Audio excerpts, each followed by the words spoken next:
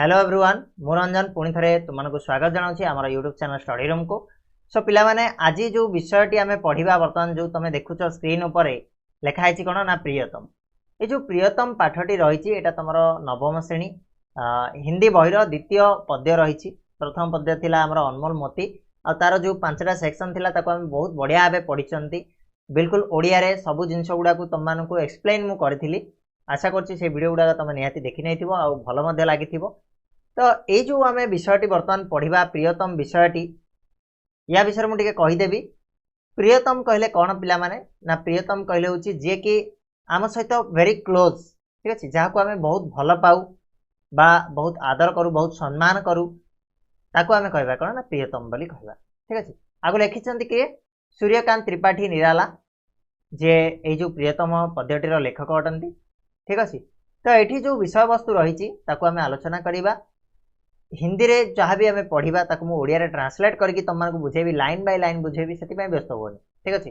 प्रत्येक difficult word रो meaning कहबी। So last time video को देखा जब वीडियो पसंद आसे लाइक कर चैनल जब नुआ अच्छे सब्सक्राइब कर और बेल नोटिफिकेशन को ऑन कर नब ठीक अच्छे। बोले आरंभ करवा ना आज टॉपिक प्रियतम चलो। तो ता पूर्व आम सूर्यकांत त्रिपाठी निराला विषय टिके जानिबा कवि परिचय तापर आम माने टॉपिक ऊपर को जीवा। तो कवि सूर्यकांत त्रिपाठी जी का जन्म बंगाल के मेदिनीपुर जिले के महिषादल नामक नगर में सन 1897 में हुआ था।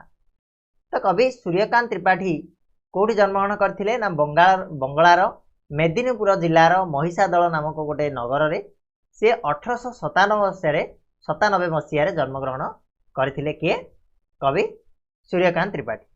पढ़ाई लिखाई वही हुई माने सेठी आगे पढ़ा लिखा होता। उनका जीवन अभाव और विपत्तियों से पीड़ित रहा माने जीवन सारा कौन अभाव अनाटन रहिला विपत्ति बारंबार विपत्ति आसिकी पड़िला। तो यही सब भितर जीवनटा कौन है कटी ठीक अच्छे। लेकिन उन्होंने किसी विपत्ति के सामने झुकना नहीं सीखा। केते बड़ विपत्ति आसिले मध्य से केबे कौन सी विपत्ति आगे निजर मस्तक नुआई नाहांती केबे नई जाई नाहांती सबू विपत्ति सहित हमेशा संघर्ष करते रहे सब लड़वा को लगिले। प्रत्येक विपत्ति विरोध से कौन कले ना लड़ाई करले। जिंदगी भर गरीबी में दिन काटे पूरा जीवन सारा से गरीब होकर बंची थे लेकिन बड़े दानी थे और बड़े स्वाभिमानी भी थे। गरीब थे किंतु बहुत बड़ गोटे दानी थे सी ता सहित स्वाभिमानी थे माने आज जदि किसी ना ताले भोकर शई पड़े किंतु काठू मागिकी आणवेनि बहुत स्वाभिमानी थे सी ठीक अच्छे। किए आमर कवि सूर्यकांत त्रिपाठी क्लियर ना बोले। वे हिंदी संस्कृत बंगला आदि अनेक भाषाओं का पंडित थे। तांको हिंदी जना थिला संस्कृत जना थिला आ बंगला मध्य बहुत बढ़िया भावे तांको जना थिला से भाषा गुड़ाकर पंडित सी थे। संगीत के अच्छे जानकार थे संगीत तांको बहुत भल भाव जना थिला। वे छायावादी युग के कवि थे। कौ जुगर कवि थे छायावादी जुगर कवि थे ठीक अच्छे। उन्होंने मुक्त छंद में कविता लिखना भी आरंभ किया। मुक्त छंद रे कविता लिखा मध्य सी आरंभ कर देते ठीक अच्छे। बुझीपार ना जिनस गुड़ा जो कहूँ तुमने खाली नोट करके पढ़ जदि दरकार पड़ुची हिंदी रू तुम ओडिया को ट्रांसलेट करना मुझे जो ओडिया मीनिंग गुड़ा कहूँ से ओडिया रे तुम लिखिपार ठीक अच्छे। प्राकृतिक दृश्य माने प्राकृतिक दृश्य मानवीय भाव तथा भारतीय संस्कृति को अपने काव्यों का विषय बनाया। निजर काव्य रे से कौन कौन सब जिनस को जगह देते ना प्राकृतिक दृश्य गुड़ाक मानव मानकर भावना गुड़ाक ता छड़ा भारतीय संस्कृति आम भारत जो संस्कृति को से कौन करते से काव्य कविता गुड़ाक स्थान देते बा लेखा माध्यम से प्रकटित करते। ता छड़ा अन्याय अत्याचार व संकीर्णता के प्रति सदा विद्रोही बने रहे। अन्याय अत्याचार देखले से सही पार नथिले विद्रोह करुथिले। परंपरा से हटकर उन्होंने नूतनता को अपनाया। ये जो परंपरा को छाड़िकी परंपरा ठू बहुत ऊपर को जाकर सी नूतनत्व आधुनिकत्व को अपनाई थे। दिन दुखी पीड़ित जनता के प्रति गहरी सहानुभूति व्यक्त की। उनकी कविता में जीवन संग्राम में लड़ने की प्रेरणा नहीं थे। दिनो दुखी मानक प्रति जो पीड़ित मानक प्रति तांकर कौन है ना गहरी सहानुभूति बहुत सहानुभूति तांकर थिला ठीक अच्छे। सी देखौथिले तांकर कविता गुड़िकर जीवन रे जो संग्राम से संग्राम सहित केमिति आमे लड़ीबा तार प्रेरणा गुड़ाक भरपूर होगी रही। जेहेतु सी जीवन सारा संघर्ष करछन्ती तो तांकर जो अभिज्ञता तांकर जो एक्सपीरियंस को से व्यक्त कर काव्य और कविता माध्यम क्लियर ना बोले। आ रचना गुड़िक भितर आम देखा बहुत गुड़ाए रचना से करछंती से भितर गोटे हबो परिमल गीतिका अनामिका कुकुर मुत्ता अणिमा बेला नए पंते अपरा आदि काव्य संग्रह गुड़ाक अलका प्रभावती निरूपमा आदि उपन्यास लिखिछंती चतुरी चमार शुकुल की बीवी आदि कहानी संग्रह ये सब गुड़ाक हूँ कौन ना कहानी गुड़ाक आ प्रबंध से लिखिले प्रतिमा और निबंध लिखिले से संग्रह माने निबंध प्रबंध प्रतिमाटा हूँ गोटे निबंध संग्रह ठीक अच्छे तो यही सब जिन गुड़ाक लेखा गुड़ाक रचना गुड़ाक एगुड़ाक मन रखा पड़ो ठीक अच्छे बोले बर्तमान जीवा आम जो आम कविताटी पढ़ा से कवितार भावबोध कौन बुझा माने प्रकृत कविता भितर रही कौन ठीक अच्छे देख बोले भगवान विष्णु किसान को अपना सबसे बड़ा भक्त मानते थे भगवान विष्णु कौन करथिले ना किसान किसान कहले जने चाषी को से सबुठु बड़ भक्त बोली मानुथिले निजर सबुठु बड़ भक्त होची के से चाषी जने बोली से भावथिले नारद जी को यह बात अच्छी नहीं लगती नारद जे कि दिन राति कौन करछन्ती भगवान कर नाम भजछन्ती से जिनसटा तांकु भलो लागिलानी वे नम्रता पूर्वक उसका विरोध करते हैं और धीरे स्थिर भाव से कौन कले ना विरोध कले जे नाई भगवान तमर बड़ भक्त केबे गोटे किसान गोटे चाषी हो पारिबनी भगवान नारद जी की परीक्षा लेते हैं जिसमें वे सफल नहीं हो पाते किंतु भगवान कौन करछन्ती नारदंकर परीक्षा नहीं किंतु नारद से परीक्षा कौन होती फेल हो जाती सफल हो पारना अंत में नारद जी अपनी हार स्वीकार कर लेते हैं और निराला जी प्रस्तुत कविता के जरिए यह संदेश देना चाहते हैं कि कर्म ही ईश्वर है ठीक अच्छे ये जो कविता माध्यम कवि हमको कौन कहवाई चाहते सी कहवाई चाहते जे प्रकृत रे कर्म ही हूँ ईश्वर कर्म ही भगवान कर्म को छाड़देले आम जब कर्म को छाड़ी खाली भगवान का ना धरिकी जपिबा ताहले कौन हम रे आपे आपे खाद्य आसो ना आपे आपे आम बंचीजा कि ना तेणु कर्म ही भगवान एठी कवि कहते जे प्रकृत रे कर्म ही हूँ ईश्वर कर्म ही हूँ भगवान इसलिए हर एक व्यक्ति को कर्म करना चाहिए प्रत्येक व्यक्ति किसी ना किसी काम करने आवश्यक ठीक अच्छे अलसुआ दुख पाए तुम जानी यहाँ ठीक अच्छे तो कर्म से निवृत्त रहकर सिर्फ भगवान का नाम लेने से कोई आगे नहीं बढ़ सकता या ईश्वरीय सानिध्य प्राप्त नहीं कर सकता जदि जड़े कह मुझे काम धाम किसी करी खाली सब भजन करी दिन राति बसिक भजन करी ता द्वारा सी ना आगु को जापर ना ईश्वरंकर प्रिय किसी हेनी तार परिणति बहुत भयंकर हम तेणु कवि हिसाब से जे कर्म हूँ भगवान प्रत्येक व्यक्ति को किसी ना किसी कर्म करने आवश्यक ठीक है बोले कर्म करते हुए तथा सारी जिम्मेदारियों को निर्वाह करते हुए भी भगवान का नाम नहीं भूलना चाहिए ता छड़ा शेष आउ गोटे जिनस कहले जे जदि तुम काम भी करुच काम कला ये सब जिनस भगवान नाटा निहाती भाव तुम पार्टी थिबा दरकार भगवान को केबे भूलिबा दरकार नुह किसी समय पाए हो बहुत कम समय पाए हो कि भगवान को तुम मन रखि आवश्यक भगवान को डाकुवा आवश्यक जन कह मुझे काम कर भगवान को डाकिया टाइम ना अरे भाई टाइम नाई ना तोर इच्छा ना एमती किसी जिनस ना संसार रे जोड़ा हो पारन जोटा टाइम ना अरे आम पाखे 48 घंटा पड़ी बट जदि मोर इच्छा ना ताले सेटा टाइम हेनी जदि इच्छा अच्छी किसी ना कि टाइम मुझे बाहर कर दे पारि ठीक अच्छे ना बोले बुझिल कि भावबोध कौन जो कवितार आम पढ़ा कविता मध्यम बुझा जे कर्म हूँ भगवान आउ कर्म करुच्ची बोली भगवान को छाड़देले हेनी दी जन जाकू साइमल्टेनियसली ना पड़ो कि प्रथमे आसो कर्म तापर आसबे भगवान जहाद्वारा कौन हम ना मनीष निजे उन्नति करने सहित भगवान प्रिय आपाई बहुत सुंदर गोटे उदाहरण कवि देती नारदंकर उदाहरण दिखाई नारद को गोटे परीक्षा करने दिखाई भगवान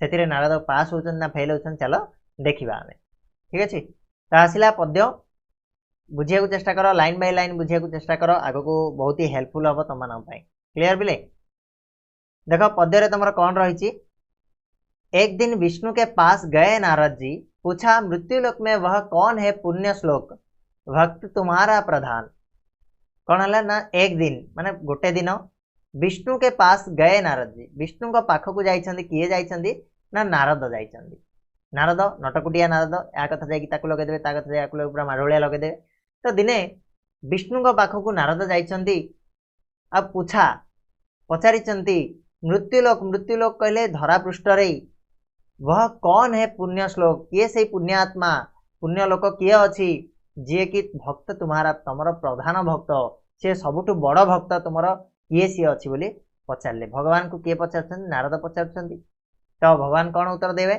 विष्णु जी ने कहा एक सज्जन किसान है, प्राणों से प्रियतम। नारद ने कहा मैं उसकी परीक्षा लूंगा।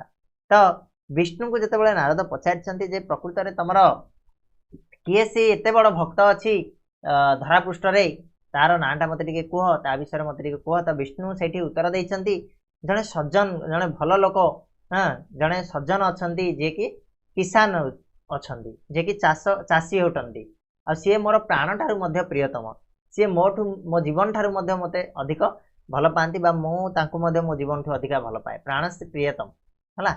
नारद ने कहा, नारद कहले मैं उसकी परीक्षा लूंगी, मु तार परीक्षा नेबी तापर जाइकी मु कहबी जे प्रकृत में सी तुम कौन श्रेष्ठ भक्त होगापाई योग्य कि नुह। ठीक अच्छे। हसे विष्णु सुनकर यह कहा कि ले सकते हो। तो ये कथा शुणिक नारदंकर परीक्षा नेबा कथा शुणिक विष्णु कौन हेले टिके हसिले आ कहले हाँ जाओ तमें नहीं पार परीक्षा तार, तुम जाओ तुम जाइकी परीक्षा नियो, बुझिले ना। तापर नेक्स्ट कौन कहले पिले देख, नारद जी चल दिए, नारद पलैले चलिले चल दिए कहले कौन गले पहुंचे भक्त के यहाँ, क्या पाखे पहुँचले से जो गरीब किसान ता पाखे जाकि पहुँचले जे कि भगवान बड़ भक्त बोली भगवान कहले।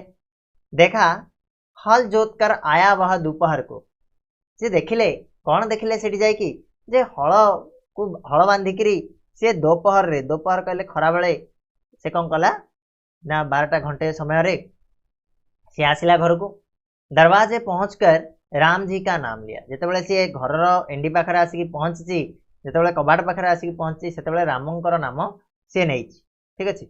तापरे स्नान भोजन करके फिर चला गया काम पर। ठीक अच्छे। पुणी थे आसला रामंकर नाटा गोटे थर नेला, तापरे खाइला पीला गाधेला, स्नान कहले गाधेबा, भोजन कहले खाइबा, स्नान भोजन करके माने गाधेकरी खाईकरी पुणी थे फिर चला गया काम कर। ठीक है। पुणी थे सी कौन कला ना काम को पलैला, पुणी थे बिल को पलैला। शाम को आया दरवाजे फिर नाम लिया, पुणी थे जो घर को आसी संध्यारे तापर पुणी थे से अर्थ नाम नहीं राम नामंकर।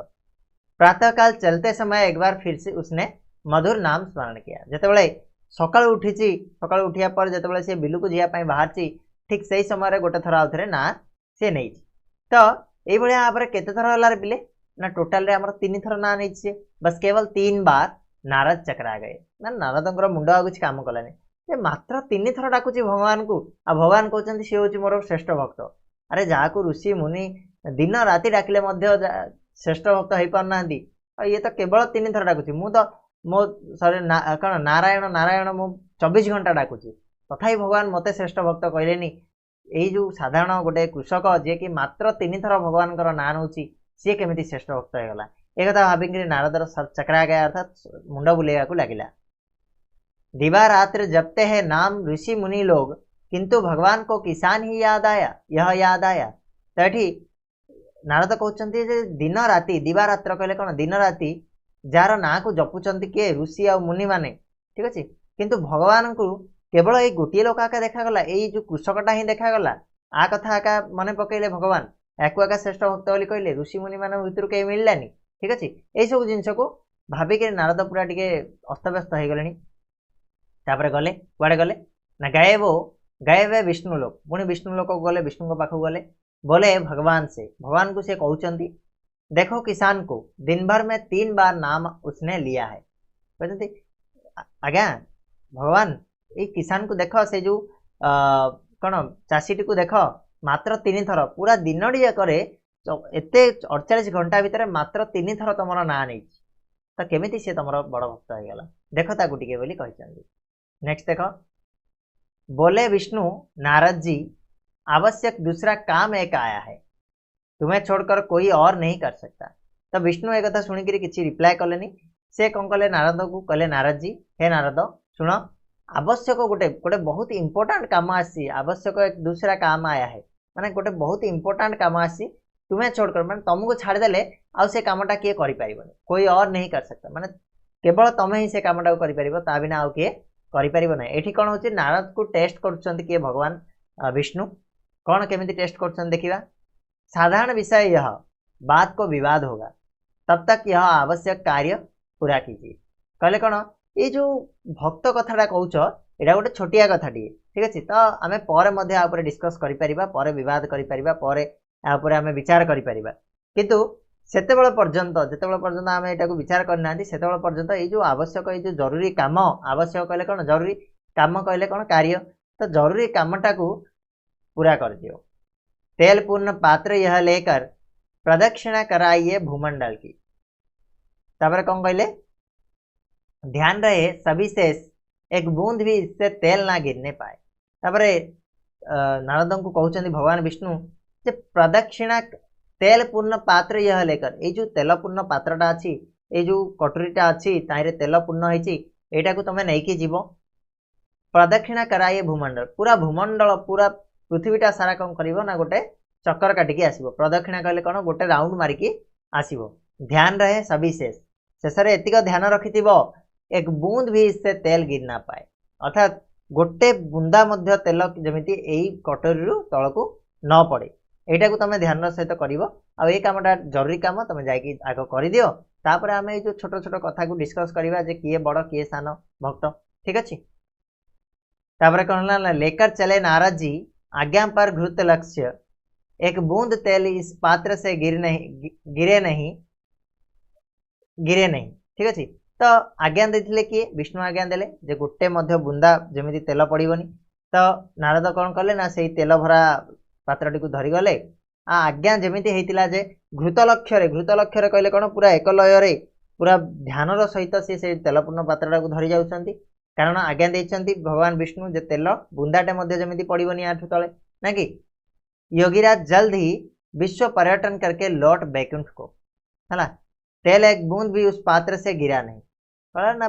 जिते बड़े योगीराज कहले किए ये ना नारद नारद कौन कले ना पूरा विश्व ब्रह्मांड को जल्दी बुलीदेले पर्यटन करदे कर सी पुणी बैकुंठ को फेरिले सांगे सांगे फेरिले आउ कौन कहले ना तेल गोटे बुंदाटे से पात्र पड़ीनी। उल्लास मन में भरा था यह सोचकर तेल का रहस्य एक अवगत होगा नया। तो तांकर जो हृदयटा तांकर जो मनटा कहार नारदंकर मनटा पूरा उल्लास पूरा खुशी रे भरपूर होकर रही कारण भगवान जो तेल देते बुलेक आया पूरा ब्रह्मांड रे से सक्सेसफुली से टास्कटा पूरा कर तार रहस्यटा गोटे नुआ रहस्य कौन अच्छी से आज भगवान मते कहे से मुझे जानी तेणुक मन कौन हो खुशी रे भरपूर हो जाऊँ। तापर कौन है देखो नारद को देखकर विष्णु भगवान ने बिठाया स्नेह से कहा बतलाओ पात्र लेकर जाते समय कितनी बार नाम इष्ट का लिया। कौन ना नारद को निज पाख को डाकिले भगवान विष्णु पाखरे बसैले स्नेह बसैले आ कहले जे एबे मते कुह बतलाओ कुह मते पात्र जितेबाला तुम नहीं जाऊल पात्र लेकर जाते समय जो समय तुम पात्र नहीं जाऊल केते थर तुम तुम इष्टर नाम नहीं नारायण नारायण केते थर तुम जपिछ। तो ये नारद कहते एक बार भी नहीं माने गोटे थर नुह ठीक अच्छे। संकित हृदय से कहा नारद ने विष्णु से काम तुम्हारा ही था। हाँ मुझे गोटे थर जपिनी किंतु से टिके संकित हृदय टिके कौन शंका पाइबा माने पूरा चिंता थिला भलिया हृदय से नारद विष्णु को कहते जे तुमर आका तो काम थिला ना तमें आका मत काम देथिलो तेणु तुम ना जपिले कौन न जपिले कौन तुमर काम तो मुझे करी ध्यान उससे लगा नाम फिर क्या लेता और कहले सबू ध्यान मुझे से लगे जब मुझे तुम नाम जपिया जाती तेल पड़ जाता तुम काम असफल होता तेणु तुम कम जेहेतु मुझे लगी नाम कौन जपिवा दरकार ठीक अच्छे। तापर देख कौन है विष्णु ने कहा नारद उस किसान का भी काम मेरा दिया हुआ है उत्तरदायित्व कई लदे हैं एक साथ सबको निभाना और काम करता हुआ नाम भी वह लेता है इसी से है प्रियतम। तो कहले ना विष्णु नारद को ये बुझापी जा कहते से जो किसान से जो जाइल तुम चाषीटा पाखक से चाषी जो कामटा करा मुझे सी सेमती मन इच्छा करूनी से कम मुआका तू हूँ किसान तू सब चाष कम कर बहुत गुड़ा उत्तरदायित्व लदाही उत्तरदायित्व कई लदे है एक साथ माने गोटे साथी बहुत गुड़ा उत्तरदायित्व लगा जदि किसान काम न कर आमर पृथ्वी पूरा भोकर मरज तेणु तापर जो उत्तरदायित्व मुझे लदी जाइए सी सब गुड़ा को कौन कर निभाऊँ माने सब गुड़ा को प्रतिपालन कर सबको निभाता और काम करता हुआ ठीक अच्छे से कौन काम करने पड़ुची आ काम करुच्ची जदि काम करू करू नाम भी वह लेता है काम तो करुच्ची सहित तीन थर ना नौची माने बहुत बड़ कथा तुम तो गल भूमंडल बुलीगले गोटे थर ना नहीं सी किंतु 3 थर ना नौचे से इसे हे प्रियतम से सी हूँ मोर सबुठु प्रिय सबुठु बड़ भक्त बोली मु कहूँ। नारद लज्जित हुए कहा यह सत्य है। आ नारद ए लज्जित होती अपमान अनुभव कर प्रकृत भगवान सत कथा कहते सी कहले हाँ हाँ यहाँ हूँ ठीक कथा प्रकृत सी ही आपणकर बड़ भक्त कहीं एत कम करने सत्वे 3 थर तो तुमको डाकुची आम मानक तो कम पड़ जाए आम डाकुनु मूल नारद कौन कम कि ना एपट सेपट बुल तो सी सब नारायण नारायण जपुछे आ ठीक अच्छे। ये तुम पद्यटीए ठीक अच्छे प्रियतम पद्य आशा करोटारे जहाँ भी डिटेल बुझेली तुमको बुझा पड़ो। नेक्स्ट वीडियो रे आम यार क्वेश्चन आंसर नहीं आसा से जाए चैनल को सब्सक्राइब करके रखिबो। आ जो शब्दार्थ गुड़ाक देती से गुड़ाक टिके पढ़ीदेव जो डाउट होची कमेंट बॉक्स में पचारिदेव आम बुझा। ओके एबे तो मुझे प्राय तो ओडिया तुमको एक्सप्लेन करदेली जिनसा बुझी सारी किसी असुविधा ना ठीक अच्छे रहा पुणी नेक्स्ट वीडियो मिसा से जाए धन्यवाद।